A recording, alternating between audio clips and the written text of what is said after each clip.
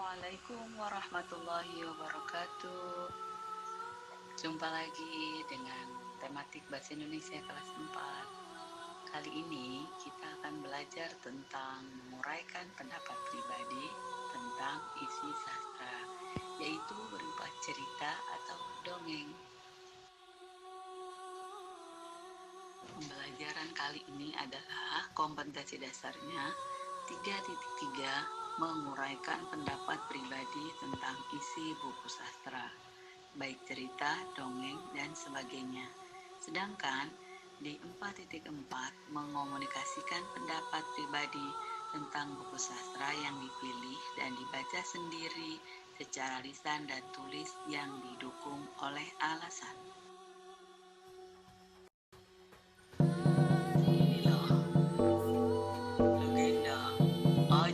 Saka.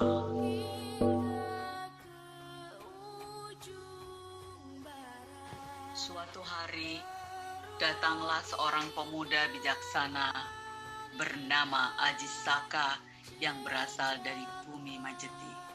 Dia berniat melawan kekejaman Prabu Dewata Cengkar. Menjelang keberangkatannya, ia memberi pesan kepada kedua abdinya yang bernama Doro dan Sembodo bahwa ia akan berangkat ke Jawa. Ia berpesan bahwa saat ia pergi, mereka berdua harus menjaga pusaka milik Aji Saka. Tidak ada seorang pun yang boleh mengambil pusaka itu selain Aji Saka sendiri. Setelah tiba di Jawa, Aji Saka menuju ke ibu kota kerajaan Medang Kemulan.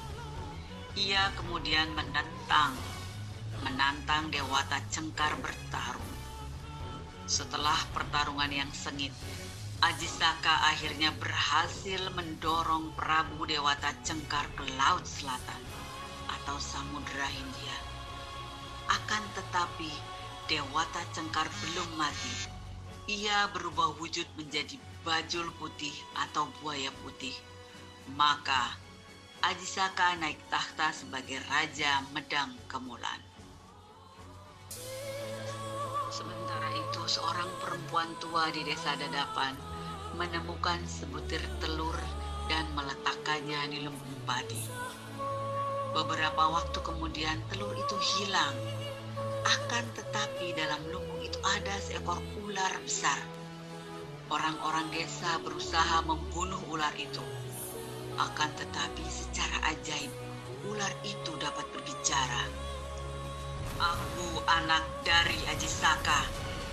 Bawalah aku kepadanya." Maka diantarkanlah ular itu ke istana. Aji Saka mau mengakui ular itu sebagai putranya dengan syarat ular itu harus dapat mengalahkan dan membunuh bajul putih di Laut Selatan. Dan ular itu pun menyanggupi. Di hari yang telah ditentukan, datanglah ular itu ke pantai selatan. Akhirnya mereka berkelahi dengan sengit. Mereka saling unjuk kekuatan. Bajul putih atau buaya putih tidak mau dikalahkan, dan ular pun berusaha untuk bisa mengalahkannya.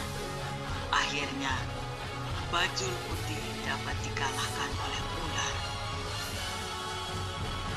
Sesuai janjinya, ular itu diangkat oleh Aji Saka sebagai anaknya dan diberi nama Jaka Linglung. Di istana, Jaka Linglung dengan rakus memangsa semua hewan peliharaan istana. Sebagai hukumannya, dia diusir ke hutan Pesanga dan diikat erat agar tidak dapat bergerak. Aji Saka berkata kepadanya bahwa ia hanya boleh memakan benda apa saja yang masuk ke mulutnya. Suatu hari, ada 9 orang bocah laki-laki bermain di hutan. Tiba-tiba turun hujan. Mereka pun berlarian mencari tempat berteduh. Untungnya mereka menemukan sebuah gua. Hanya 8 anak yang masuk berteduh ke gua itu. seorang anak yang menderita penyakit kulit dilarang ikut masuk ke dalam gua. Tiba-tiba gua runtuh dan menutup pintu keluarnya. 8 anak itu hilang terkurung di gua. Sesungguhnya gua itu adalah mulut si Jaka Linglung. Sementara setelah Ajisaka memerintah di Medang Kekamulan, dia mengirim utusan untuk pergi ke rumahnya di bumi Majeti. Utusan itu diberi tugas untuk mengabarkan kepada abdinya yang setia, yaitu Doro dan Sembodo, mengantarkan pusakanya ke Jawa. Utusan itu bertemu dengan Doro dan mengabarkan pesan Ajisaka.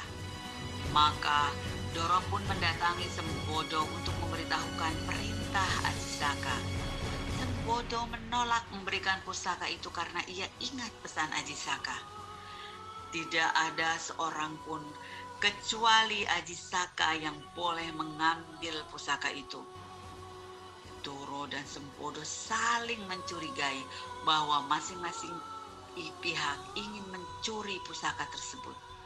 Akhirnya mereka bertarung, dan karena kedikjayaannya keduanya sama, maka mereka sama-sama meninggal. Ajisaka heran, mengapa pusaka itu setelah sekian lama belum datang juga? Maka ia pun pulang ke bumi Majeti. Ajisaka terkejut menemukan mayat kedua abdi setianya. Akhirnya dia menyadari kesalahpahaman antara keduanya berujung kepada tragedi itu. Untuk mengenang kesetiaan kedua abdinya, Ajisaka menciptakan sebuah puisi yang jika dibaca menjadi aksara Jawa Hono Coroko. Demikianlah cerita tentang Ajisaka. Kalian bisa membaca puisinya dan dapat diketahui apa artinya. Dari kisah itulah maka puisi tersebut ditetapkan sebagai aksara Jawa Hono Coroko. Sekarang bagaimana ulasan cerita tersebut?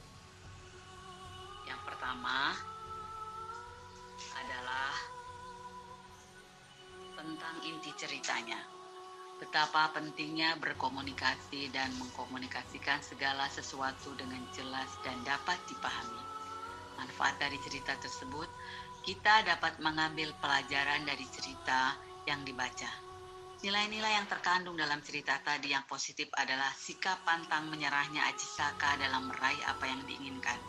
Sedangkan yang negatifnya adalah segala persoalan dapat diselesaikan dengan saling berbaik sangka dan berbicara, bukan dengan saling mencurigai dan bertarung, seperti pada Doro dan Sembodo.